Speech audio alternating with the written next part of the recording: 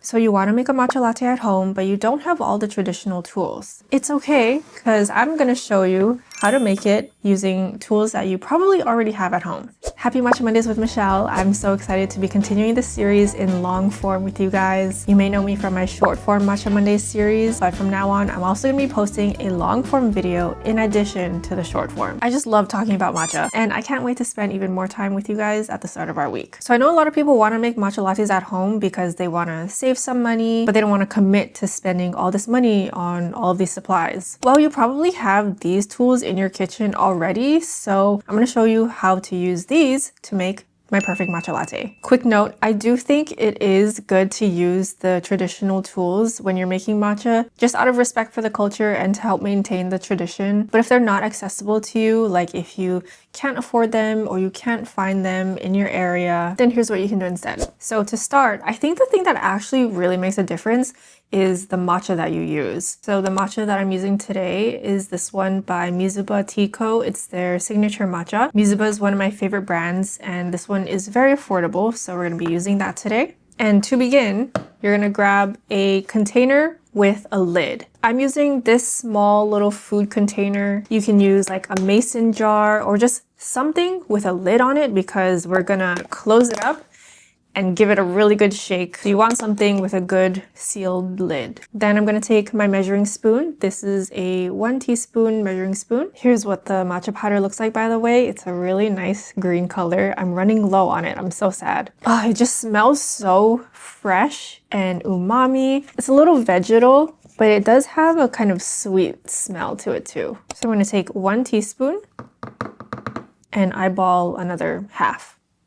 So 1.5 total. Typically, I would use my scale, place my chawan, which is matching my cardigan today, but then I would take my chashaku. Mine is a stainless steel one, but typically you would use a bamboo one. And then I would scoop the matcha into my sieve and measure out 3 grams of matcha powder. This is my usual golden ratio for matcha lattes if I'm using all of the normal tools that I use. So this method will kind of give you a similar ratio. Okay, so now I'm just gonna break up any big chunks of matcha. I don't want my matcha to be clumpy in the end, so I'm just getting rid of the big clumps. Usually that's what the sieve is for, but again, we're not using it today. Okay, so that's what it's looking like. Most of the big clumps are gone. And then I would measure out 30 milliliters of water at 170 degrees Fahrenheit. But you also don't want to use boiling water because boiling water could burn your matcha and result in a really bitter taste. It's basically just cooking your matcha, and we don't want that. So if you don't have a temperature controlled kettle, then I'm just going to add some water to a microwave safe cup. It doesn't have to be filtered water. I'm just showing you that I'm adding water. And I'm just going to microwave this for about 30 seconds on high. Okay, so I ended up doing it for 45 seconds in total. I did 30 seconds and then another 15. 30 wasn't quite enough. And now it's coming out to 144 degrees Fahrenheit, which is a little bit lower than what I normally use. A good range is usually like 160 to 180 degrees Fahrenheit. That's a good range to help bring out all the flavors of the matcha. And the amount of time that you heat it up is gonna depend on your microwave, so just try like small intervals and then keep adding more time if you need. Or if you do have a water kettle but it only boils your water, then you could boil it but then just let it sit for like 10 minutes to let it cool down and then use it. If you have a thermometer too, that'll really help to make sure that you get your water temperature to the accurate temperature, but also be careful because it'll be hot. But I think 140 is enough because we are gonna be closing it in this container and shaking it up, so I don't want it to like explode or anything. So you don't want it to be too hot. So now I'm gonna take this 1/4 cup measuring cup and I'm just gonna measure out 1/4 cup of water and pour it right in. Then just cover this up and give it a good shake. You're gonna wanna shake it really well until you don't see any more of these clumps. That's a lot of clumps right now, but trust the process. This is why you want something with a good lid.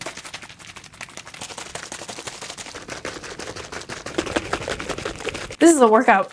Alternatively, you could use like a shaker bottle if you have one of those. Okay, it's not perfect, but I think it does look pretty well combined now. All right, now I've got my cup. I believe this is a 12-ounce cup, and I'm just gonna fill it with ice. I'm gonna fill it all the way to the top. And now for milk, I'm going to use this one. This is my favorite one to use. It's Califia Farms Oat Barista Blend. I use this in like all of my videos because it does not overpower the matcha flavor. Because I hate when my matcha lattes are too milky and you can't even taste the matcha. And I just prefer non-dairy milks. So I'm using a 1/3 cup measuring cup, and I'm just going to measure 1/3 cup of oat milk and add it to my cup. Did I spill? I don't think I did. All right, and now we can just pour our matcha right on top. Actually, maybe I did spill. Okay, let's pour. That was perfect. I feel like I say that every time, but it's always just so good. Wow, look at that. Okay, let's try it. This color is phenomenal. Ugh. That is really hitting right now. So I didn't add any sweetener. I usually don't because I just like to drink my matcha the way it is. If I do use sweetener, I'll use pure maple syrup and do like 5 milliliters at most, which is about, I want to say like a half teaspoon to 1 teaspoon. So it's really up to you if you want to sweeten it. I maybe would recommend sweetening this matcha because it is quite grassy and vegetal. It doesn't have a lot of natural sweetness to it, but it is very umami and earthy. It's very creamy and full-bodied too. Like the flavor really lingers on your tongue and it is quite strong. Like you can definitely taste it through the milk.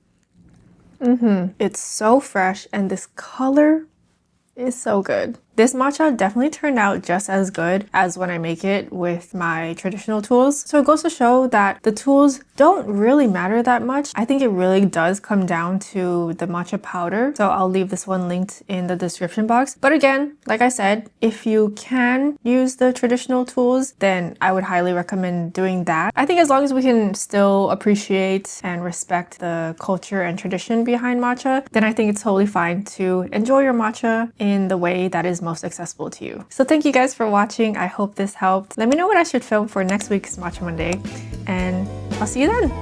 Bye!